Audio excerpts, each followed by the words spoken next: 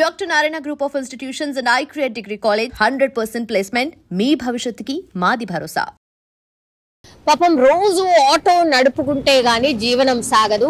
కూరగాయలు అమ్ముకుంటూ వాళ్ళ జీవనం సాగిస్తూ ఉంటారు. కంప్లీట్లీ ముగ్గురు కొడుకులు, చాలా చిన్న ఫ్యామిలీ, కష్టపడుతూ వాళ్ళ జీవితాన్ని ముందుకు నెడుతున్నటువంటి టైంలో అనుకోనటువంటి సంఘటనలో తండ్రి అట్లాగే కొడుకు చనిపోయినటువంటి పరిస్థితి. ఇది ఎక్కడ అంటే దుండిగల్లో జరిగింది. అనుకోని సంఘటన అని ఎందుకు అంటున్నానంటే, మనకు తెలుసు నిమజ్జనాలు పెద్ద ఎత్తున జరుగుతున్నాయి. దుండిగల్లో కూడా చాలా పెద్ద లేక్ ఉంది కాబట్టి ఈయన ఎక్కడైతే కూరగాయల మార్కెట్ ఉందో ఆ మార్కెట్ ముందరనే తెలిసిన వాళ్ళది ఎవరిదో వినాయకుడు ఉంటే ఆ వినాయకుడు నిమజ్జనాన్ని వాళ్ళ ఆటోలో పెట్టుకొని ఎంతో కొంత, అంటే ఆ నిమజ్జనానికి కూడా కొంత డబ్బులు వస్తాయి అన్నటువంటిది.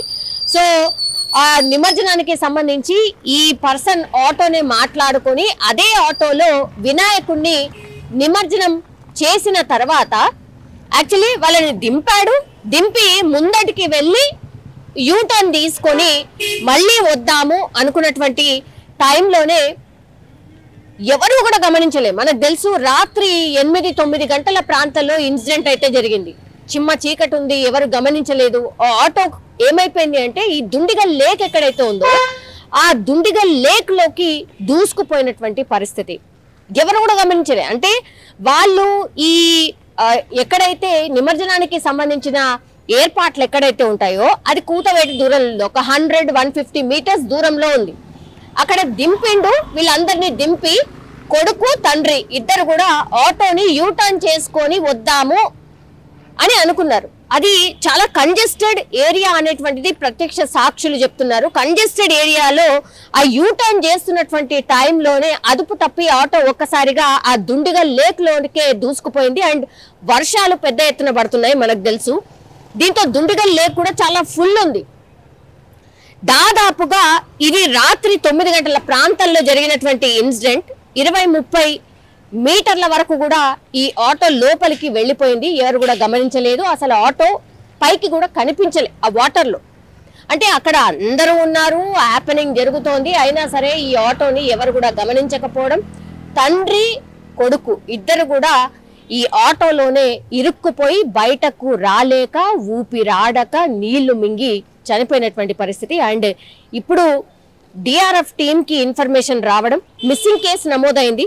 మిస్సింగ్ కేసు నమోదవడంతో ఈయన ఎక్కడికి వెళ్ళాడు ఏంటి అని ఫ్యామిలీని ఎంక్వైరీ చేసినప్పుడు ఇలా ఈ దుండిగల్ లేక్ దగ్గర ఈ నిమజ్జనాని కోసమని ఈ ఆటోలోనే వెళ్ళారు. మరి అక్కడి నుంచి మళ్ళీ తిరిగి రాలేదు, ఏమైంది ఏంటి అన్నప్పుడు పోలీసులు అట్లాగే డిఆర్ఎఫ్ టీం అక్కడికి చేరుకొని సర్చ్ ఆపరేషన్ స్టార్ట్ చేశారు. అక్కడ క్లూ ఏం దొరికింది అంటే, ఈ ఆటో ఎక్కడైతే టర్న్ తీసుకుందో, ఎక్కడైతే ఈ ఇన్సిడెంట్ జరిగిందో, అంటే ఆటో టర్న్ తీసుకునేటువంటి టైంలో ఒక పెద్ద రాయికి తాకి ఆ తర్వాత ఆ లేక్ లోకి వెళ్ళిపోయింది. ఆ లేక్ కూడా కట్ట లాంటిది ఏమీ లేదు, సరి సమానంగా ఉంది. అంటే రోడ్డుకి అట్లాగే ఆ వాటర్ కి సరి సమానంగా ఉంది. అదే ఇప్పుడు వాళ్ళ పాలిట ఏమనుకోవచ్చు, మృత్యుగా మారింది అనుకోవచ్చు.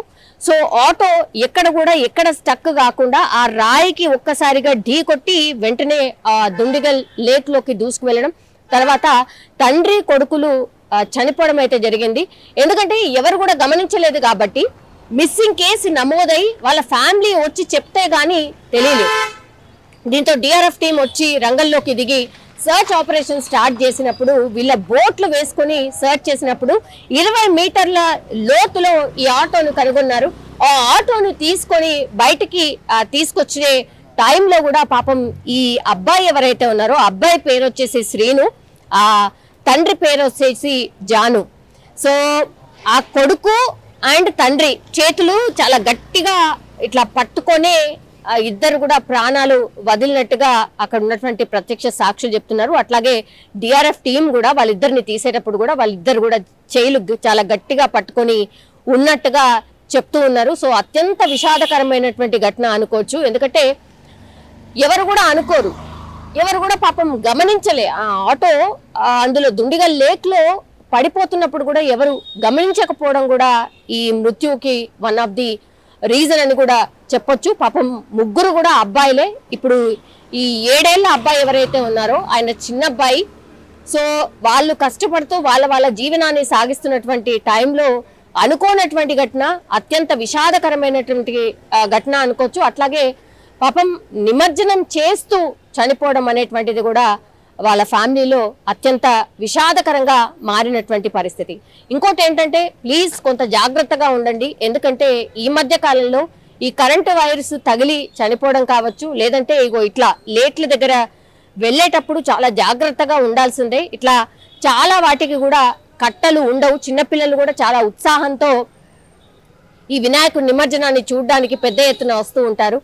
మనము మన వాళ్ళని చూసుకోకుండా ఇట్లా కొంత అజాగ్రత్తగా ఉన్నా, లేకపోతే ఇప్పుడు ఈ అనుకున్నటువంటి సంఘటన, ఇప్పుడు కరకట్ట ఏమీ లేదు, డైరెక్ట్ గా అందులోకి దూసుకుపోయింది. సో ఇప్పటికైనా ఆఫీసర్స్ మరి అక్కడ ఆ ఇష్యూ ఉంది కాబట్టి వెంటనే ఏదైనా బ్యారికేడ్ లాగా ఏదైనా ఏర్పాటు చేయడమో ఏదో చేయాలి. ఎందుకంటే రాత్రిపూట ఏమీ కనబడదు, అండ్ అక్కడ లైటింగ్ వ్యవస్థ కూడా ప్రాపర్ గా లేదు అనేటువంటిది కూడా ప్రత్యక్ష సాక్షులు చెప్తున్నారు. కాబట్టి ఇప్పటికైనా ఈ ఇన్సిడెంట్ జరిగిన తర్వాత అయినా ఇంకా కూడా నిమజ్జనాలు అయిపోలేదు కాబట్టి ఈ ఇష్యూని కొంత సీరియస్ గా టేకప్ చేసి అక్కడ లైటింగ్ అరేంజ్మెంట్ కావచ్చు, లేకపోతే పోలీసులను ఎవరినైనా పెట్టడం కావచ్చు, నిగరాని లేకుండా మాత్రం ఇట్లా నిమజ్జనాలు చేయకూడదు అని చెప్పేటటువంటి ఇన్సిడెంట్ అని కూడా దీన్ని అనుకోవచ్చు. And for more videos, Please subscribe to iDream. Please subscribe to iDream. Please subscribe iDream. And please subscribe to iDream. For more videos, subscribe to iDream.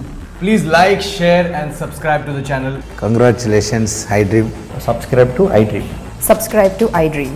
So subscribe to iDream Media. iDream ki iDream team अंदर की huge congratulations. Please subscribe iDream Media. Please subscribe to iDream. Subscribe iDream. Please subscribe to iDream. iDream అంటే నా కళల ఛానల్ను subscribe చేసుకున్న నోరు తిరుగుతలేదు, మీరైతే గంట గుర్తు కొట్టండి. For more such videos, please subscribe to iDream. Subscribe to iDream. Please subscribe to iDream. Please subscribe iDream Media. Please do subscribe to iDream. Please subscribe to iDream Media. For best entertainment and information, please subscribe iDream. And don't forget to subscribe to iDream.